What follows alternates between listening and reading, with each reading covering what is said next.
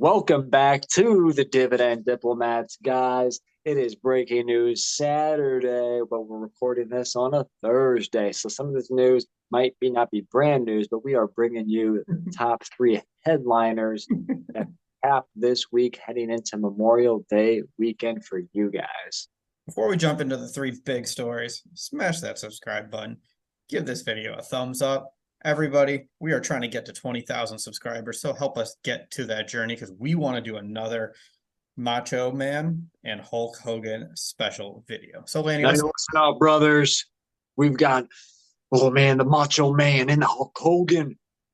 We are the two Colossus forces coming to one, Jack. But guys, we've got three stories here to tell. We want to get to 20,000 subscribers. We know there's so many of you guys out there watching this video because we have thousands of views, but the percentage of subscribers watching is very small. So guys, subscribe to this channel. Man, Bert, aren't you pumped up for these three headliners? I am, because they're going to be the headliners over the next few weeks as well, and probably the next few months for some of them, especially as we continue to see how the economy is going to play out. The first one is a huge, huge one, and it is the story that is looming over everything. Lanny, what is going on right now that is just kind of having everyone pause and just see what's going to happen next?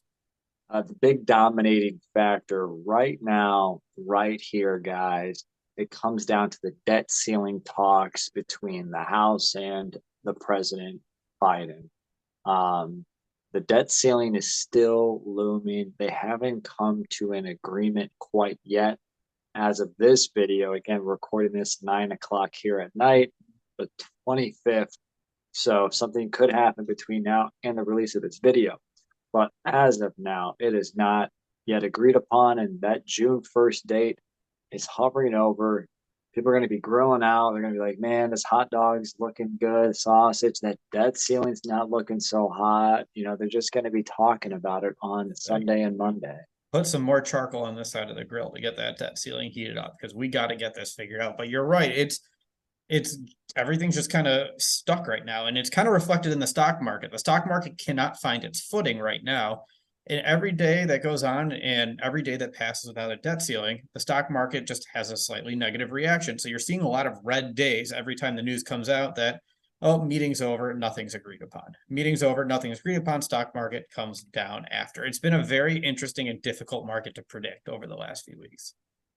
Difficult is an understatement, guys. You know, again, just look at all the bond rates that have happened this week. Treasuries have been sky high right now because of the fear of what's going to happen with this debt ceiling. Are they going to reach an agreement or not? Sending the price of the dollar. Oh man, it is so volatile right now.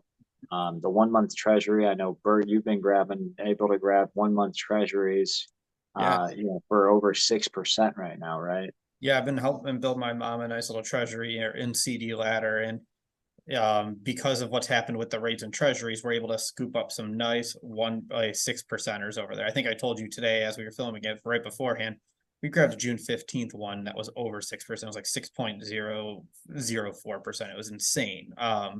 What's going on and how those are available right now and why they are, which is a different story. You know, the other rate that we're kind of paying attention to is the 10-year treasury rate, which is kind of what I call the long-term rate, guys. So what does that mean? Well, the 10-year treasury has gone up, you know, pretty much every single day for the last week or two. And really, when that goes up, that usually means mortgage rates are going up. So I'm sure you've heard the news. Rates are rising again. You know, they've already been rising over the last 15 months, but when I mean rising again, they did come back down to the upper fives, lower sixes, but now they're on their way to 7% and possibly over 7% again. So again, that 10-year long-term rate growing is not a good thing for home buyers right now. Even broader, even a slightly shorter term, if you look at it too, it's more expensive to borrow anything right now. Rates are rising everywhere because in addition to the mortgage industry, if it's more expensive, if rates are going to rise for not deposits, it's going to cost banks more to get their money, whether it's deposit, whether they're getting FHLB advance, or whether they're getting any kind of funding is more expensive. So the rates for those institutions on other types of loans are going to increase as well. So it's becoming much more expensive to borrow once again, after we got a slight relief a month ago. Yeah. I mean, it's impacting all borrowing rates. As a company, as a institution to borrow, as a consumer to borrow. Obviously, we just mentioned the house, but we have to still mention auto. Yeah. That's also going up. I think the average rates are somewhere around maybe 5 to 6% on a new car and over 6 to 8% for a used car, depending on obviously what credit score bucket you fall in. But yeah, rates are high and cost to borrow is high. So that's an excellent segue to our second story here, Lanny. Because speaking of higher borrowing rates, here's a question. Are we going to get any relief anytime soon? Because that's really what the second story we're going to talk about is, Lanny, is there relief coming from the Fed? In the words of Vinnie Mac, Vince McMahon, no chance. So that's what you got. No chance. Yeah, it's Um, yeah, it's not looking what a good. difference a few weeks makes. My goodness. Yeah, really, in the last 7 days, you can almost say the script has flipped. I think it was maybe 2 Saturdays ago where we were talking how it was like 100% that they were going to keep it flat. Yeah, hey, things are getting better. We're getting better. The rate increases Yeah. are stopping. Not so fast, my friend. And now it's getting set to look like it's going to increase. It's now over 50% chance, 51.7% chance of a rate hike versus almost a 0% no chance a few weeks ago. That's how crazy it's been, and what a difference those 7 days have made. Yeah. I mean, guys, the economic data is proving that the U.S. economy has been too resilient against all of these borrowing costs that we're still talking about. Because guess what? Consumers are still buying. Consumers are still spending. It's what we said in our last week's video. Consumer debt is still climbing. It's like, think about this. Think about how our videos on every Saturday have come up. Fed's decreasing, consumer debt's reaching an all-time high, and now it's too resilient. We got to keep going, but the consumer debt's increasing. It's this cycle. It's this rabbit wheel that just keeps going, and it's not. It's an interesting. Something's going to give at some point. It's just going to be what is it and what's the potential damage from it. So, guys, there's a looming, Fed meeting on June 14th, and there's a high likelihood now that there's going to be another 25 basis point increase as the data keeps proving that more increases are necessary to cool the economy down.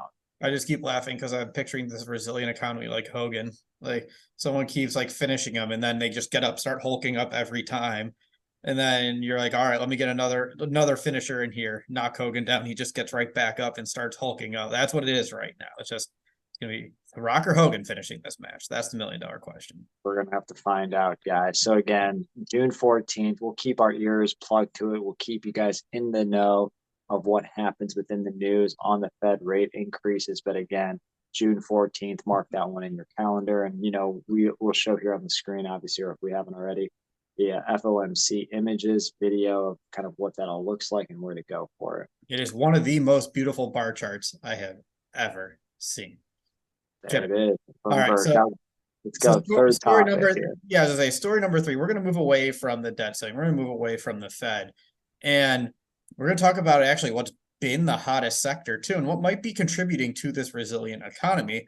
Because there has been a boom in one sector. There's been one area that just continues to take off, and we're going to talk about one company here specifically, but this area is attracting a lot of attention. Lanny, what is this third story? Artificial intelligence, AI. And, I know everybody was talking about it Wednesday night, Thursday, probably heading into Memorial Day. You're probably not talking about this at your cookouts, but I would actually argue you're probably talking about this before the debt ceiling at the cookouts. I would argue this one might catch a little bit more. Anyway, please proceed. I apologize for yeah. No, Nvidia, ticker symbol NVDA, reported earnings, and their stock shot up 25% on Thursday, May 25th. It's really all about the growing AI and what they were able to do. There's a big race for AI. I feel like we've been talking about AI for probably the better part of 10 years, if not longer. And they're already projecting second quarter revenue of 11 billion, and analysts had projected the second order revenue to be 7 billion. So a 50% jump to their expectations on second quarter projections. They crushed it. This is where the money is right now. So that's going to help give Nvidia a boom here, just like so many other companies. What you're seeing And two, with the venture funding now, that's moving into AI, which is going to give a boom to all these people are going to be using these chips. It's going to be using all the data that's coming from it. So companies like Nvidia are going to benefit mightily from this AI boom. It's incredible. Yeah, and what actually happened in their actual quarter results instead of just what, because again, the stock market really favored their expectations going forward. But that doesn't mean that they also didn't have a bad quarter. They actually had still a very good last quarter. They had revenue of about 7.2 billion versus 6.5 billion expected, so exceeding there by about 10%. They had adjusted EPS of $1.09 versus 92 cents expected, so tore the cover off the ball there. Their gaming revenue, which I think from all the articles I've read, is that gaming industry was kind of slowing down or declining, but Nvidia said not so fast. Our gaming revenue is up is at 2.2 billion versus 1.9 billion expected. And as Bert kind of indicated with chips, but also data centers for AI, when you think about all the infrastructure that's going to be involved, data centers for Nvidia has also beat expectations by almost 10% with 4.2 billion in revenue. It's insane. I think this quote that we pulled out here is probably going to sum up. So I'm just going to read it here rather than try to summarize it. $1 trillion of installed global data center infrastructure will transition from general purpose to accelerated computing as companies race to apply generative AI into every product, service, and business purpose. So yeah, the question there is there more to come from data centers, chips, the infrastructure, because it's going to take land, space, and computing power to generate what is needed for AI.